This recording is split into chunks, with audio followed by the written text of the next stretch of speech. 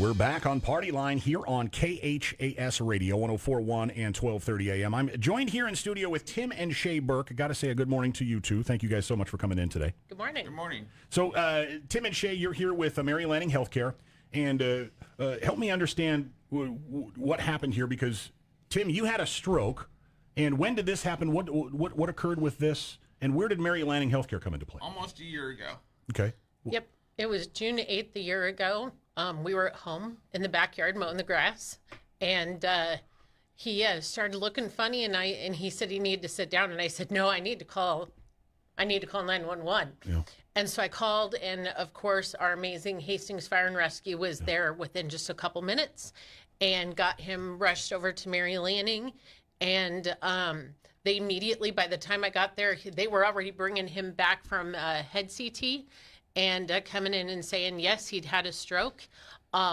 There was just staff everywhere. You know, that emergency room is so full of people, and they were all in there and so calm and just, you know, I mean, I was just impressed by how calm and how focused everyone was. Like, there was no, like, as serious as it was, there was no, like, I wasn't uncomfortable. I wasn't scared at all. No. He actually was joking. Yeah. When they wheeled him in, the first thing he said is, if you've ever seen the movie Varsity Blues, that old football movie, when the one guy, he keeps getting hit in the head, and his friend says, you really need to go to the doctor. And he comes in one day and says, they scanned my cat. And they joke that, you know, he had a human brain. Well, the first thing he said when he came in, his face is all droopy and his speech isn't great. But the first thing he says is, they scanned my cat. And the nurse instantly freaked out, you know, oh my goodness, is there something wrong with him, you know, neurologically, because he said that. And I said, oh no, he's joking. Yeah. This is a good thing. His mental capacity is intact because he's joking. But no, they got the medication right away. They had the people with the medevac helicopter there right away and got us sent where they needed to send us. So, what's this journey been like for you guys? Really hard. Yeah, it's been hard. Before the stroke, he, you know, super independent, traveled all the time for work. I mean, he was 46 years old at the time. We have 3 little kids.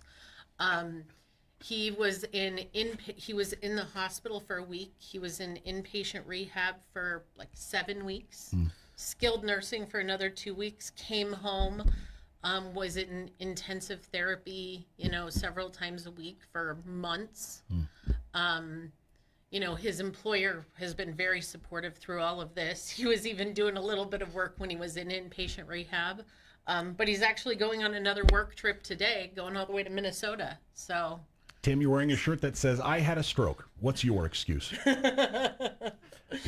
How meaningful is that to you? I mean, you've been through hell. Yeah.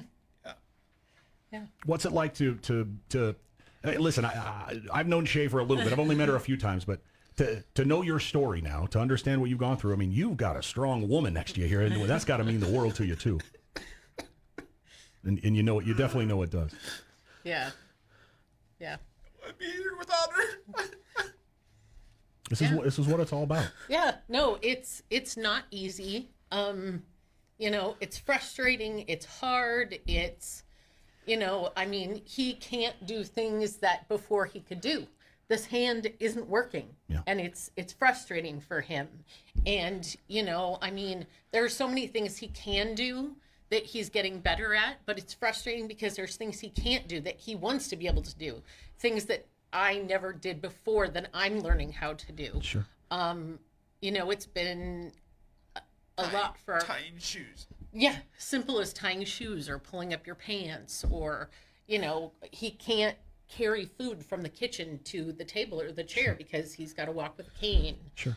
And so it's just, you know, but the thing that I go back to, you know, seeing Lisa and thinking about Mary Lanning is we know that the speed with which I called 911 and that the EMTs got there and then we got to Mary Lanning and they did all they did and they administered that drug and they got him on the helicopter and he had that surgery. The thrombectomy to remove the clot was within 4 hours of the stroke. And they had to fly him to Lincoln to do that. And we know that the speed with which all of that happened is why he is able to get out of the chair and stand here for this interview today. Yeah.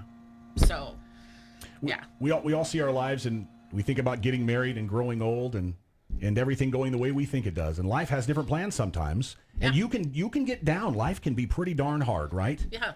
But I see your shirt, Tim. I had a stroke. What's your excuse? You didn't give up. I mean, here's what I want to know. Tell us about the victories you've seen through rehab in the past year. Yeah, I can guarantee you've come a long way since that stroke. Tell him your philosophy anytime they would ask you to do something in therapy. You would say, of course. Yeah. They would say, should we try this? And you'd be like, well, if you think so. Yeah. You never said no. I said no. No.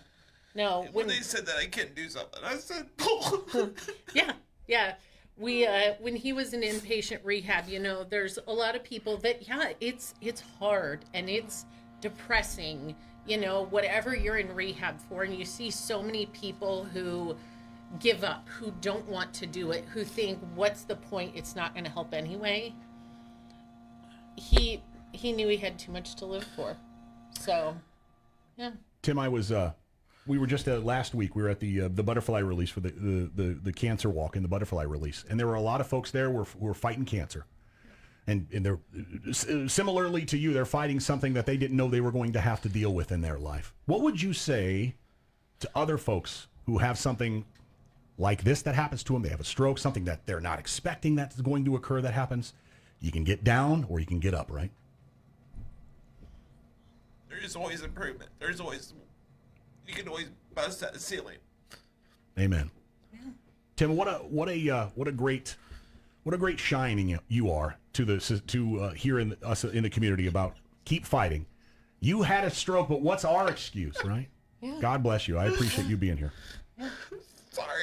There's no need to apologize, my friend. This is life, my man. This is what it's all about. And listen, you are so strong to come in here into this studio and to be live on the radio with us, to all across the town, all across central Nebraska here this morning. And Shay, I want to say thank you to you too. One more time, I want to ask you guys, and I know you've said this twice already, the care that you got at Mary Lanning Healthcare saved your husband's life. Absolutely. And your fast work too.